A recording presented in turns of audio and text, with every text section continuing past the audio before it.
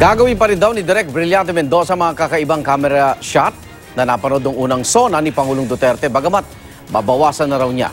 Mas binigyang laya naman daw siya ngayong ikalawang SONA pagdating sa pwesto ng mga kamera sa loob ng batasang pambansa. Pasok pa rin daw ang dramatic lightning. Umani ng iba't ibang reaksyon na naging paraan ng pagdidirect ni Mendoza sa unang SONA. May ilang nagustuhan ng kanyang artsy shot. Meron din namang nagsabi na hindi ito bumagay sa okasyon.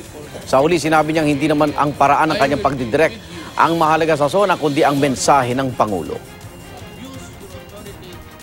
Kahit pa paano, yun na yung naging trademark nung first SONA. And to think that it's the most watched SONA in the entire history of the Philippines, that in itself is already an accomplishment.